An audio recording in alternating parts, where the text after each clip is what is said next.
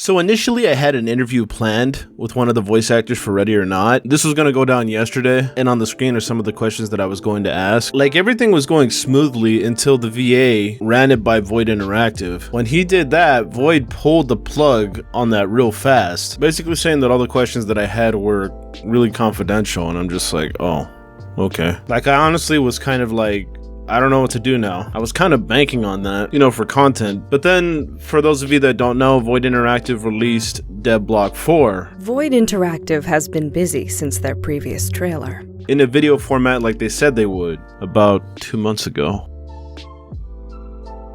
But nevertheless, it's here, and along with the Devblog came a newsletter. The newsletter came through the email, but it didn't actually come through the primary part of the email. It comes through promotions, at least for me. I don't know about you guys, which kind of threw me off because promotions almost never ding on my phone. I never get notifications for the promotion tab. So Void, if you're listening, don't send it through promotions, send it through primary. So it's interesting that it came through that. And if you didn't see it through the email, there's a possibility that you could have seen it through Void Interactive's Twitter, although that was a little more obscure because I believe they put it with the Devblog. It was threaded with the Devblog, so in order for you to actually see it, you would have had to have clicked on the Devblog to actually see the thread. Or maybe I'm wrong about that, I don't know. But yeah, to be honest, this newsletter is like the better Devblog, and that is what we are going to be going over today in its entirety, just in case you missed it or thought that the video Devblog was a little bit lacking. But before I really get into it, I just want to say that I am going to do a video analysis on the 3-minute Devblog, and more than likely we're going to be diving back into Carcosa for a little bit because there were some interesting things here. But yeah, let's get into the newsletter here. This newsletter is designed to provide our current supporters and future players an update regarding Void Interactive and our development of Ready or Not. General updates for supporters. So this section basically talks about what they are putting their funding towards. So their funding is going towards voice acting and sound effects, improving the motion capture quality, and delving into new animation systems and expansion of animation team, expanding the 2D and 3D art team, established a small studio for more concentrated organization and development. Prior to this, they were online based, testers assisting with bug fixing and AI systems, community management. That's a big one right there. I mean, it's not like they haven't been vocal, it's just that in terms of content, there has really been nothing shown for about 2 to 3 months at this point until now. So I hope that them getting a better community management really helps their outlook because,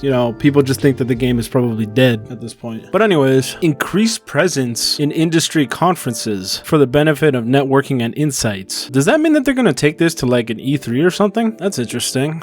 I doubt it, but I don't know. If somebody actually knows what that means, tell me down in the comments because I'm a fucking idiot. With the Ready or Not closed alpha now a few weeks into release, the team is looking to improve the game's performance and creative execution, gameplay, and game design. This is in addition to the supporter feedback we have received, ensuring development is going in the right direction. Our team has grown from 3 developers to currently about a dozen, not including external studios and consultants. Overall, this is a small operation compared to the large-scale teams that work on typical AAA games or major indie projects. Sure, there are some elements that are working well and that we are pleased with, but we recognize the gaps in some areas, including the following: AI behaviors for civilians, suspects and SWAT officers, sounds, specifically effects, voice lines, and voice acting. Yeah, I get a lot of that. Just going by the gameplay trailer, like it kind of sounds like, get down, put your hands up. Like he's doing it all nonchalantly. It's like the voice actor is just reading off the lines and sitting in front of a mic. Instead of actually being in the action, he should sound more like, get down, put your hands up, hands where I can see them, show me those hands. Hands! Like, they have good voice actors, but it's on the director to direct them to be in that situation,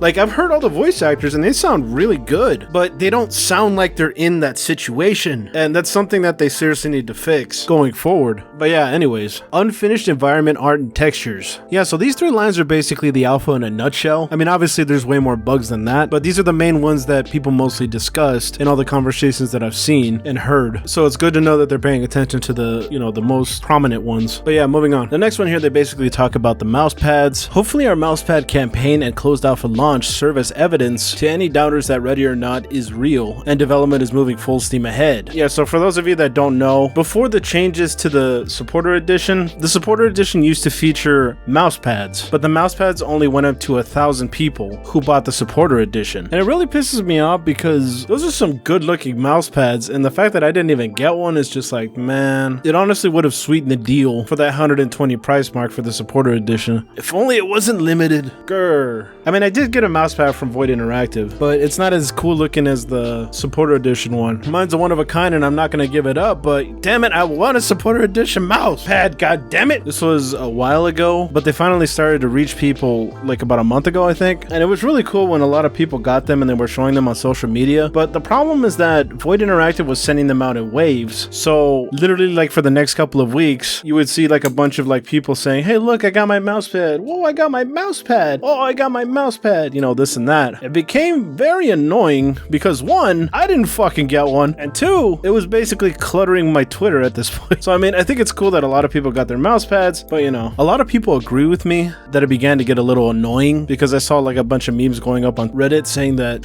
oh, I got a mouse pad and it's just like a cardboard cutout. But yeah, anyways, let's move on. Social media. Void Interactive understands the importance of having a positive social media presence and keeping all our channels active and updated. Boy, do you know it. To this end, we try to provide regular updates and videos regarding our progress. As I'm reading this statement, I'm thinking, all right, Void, you're saying this now, but I need to see this. I need to actually see you guys keep your word, you know? So I'm going to refer to this when you guys aren't doing anything. Not to be an asshole, but just to keep you in check. I want to see you guys keep your word. Don't disappoint me, Void. The job has largely been shared amongst our development team, but we are at a stage where the role is becoming a full-time job. While our preference is to direct all funds into the game build, we know that social media represents a connection point to our supporters that cannot be neglected. We are pleased to see that our social media channels have continued to grow steadily, as well as the Ready or Not community. And then they proceed to say, you know, follow them to all these other social medias. But yeah, Void, I got my eye on you, as I always do. I'm gonna save this document right here. Do not disappoint me. But we're gonna move on from there. The rest of it talks about the alpha pretty much. And I was wondering if I could actually share this. And I was like, well, it's featured on their Twitter, so I mean, it's public information. So if they try to frickin' sue me, I could just be like, hey, this is public information. You have it on your frickin' Twitter. But anyways, game optimization. According to this, it says that people were actually able to play the alpha at lower specs than what was listed on the website, which is interesting because that means that more people are going to be able to play. I kind of wish that they actually named what specs were used, because I think that would be very helpful for a lot of people. But they say the better the hardware, the better the game will run, obviously. With optimal hardware, we are seeing frame rates of over 140 FPS and on an average 70 to 90 FPS, which is true. With our most recent patches since the alpha launched, we managed to double the FPS, so users should be having an even better gaming experience. I'm not sure if they mean like right now or in the next patch. I mean, I think the FPS is fine right now, but then again, I'm using my roommate's laptop. I don't know what his specs are like. Probably should have asked. Servers. So it seems like they were actually having some trouble in the beginning here with some servers not going online for specific continents, maybe? They're probably region locked or something. It says here that the supporters were mostly hosting and playing local servers within their friends' networks. Basically what they're trying to say here is that they're working on their servers at the moment, trying to make sure that they're all up and ready to go. Which, yeah, now that I think about it, I don't think I ever actually got into a server, at least one that was full, because they all looked empty to me. Like most of the time we were, like it said here, doing local and hosting. To use the public server, when you go to the main player menu, double click the server function at the bottom of the next window, refresh the list by double clicking the refresh button. So I guess it's just to tell me that when the servers look like they have like nobody in them, just click the refresh button and they should show up. At least I think that's what it's trying to tell me. Alright, moving on. Updates and patches. Since the alpha launch, we have pushed 4 minor patches. An example of some of those patches includes optimizing the lighting, fixing and improving the AI behaviors, improving frame rate. And then it says to go to the supporter Discord to see the rest of the patches. It's actually a lot less than I thought they did. Moving on. Bugs. Alpha test is specifically designed to allow our supporters into the development process early and give them an opportunity to help us debug the game and provide ideas for better gameplay. Since the launch of the alpha, we have had 6,580 reports. While many are duplicates, we are getting some very good insights and are hard at work at exterminating known issues. And then they have a list of top reporter lists, so the people that reported the most bugs, I guess. And then this next part is a little baffling to me. First, we want to thank the top 10 reporters by providing them an additional game key and free second edition Ready or Not mouse pad. What the fuck?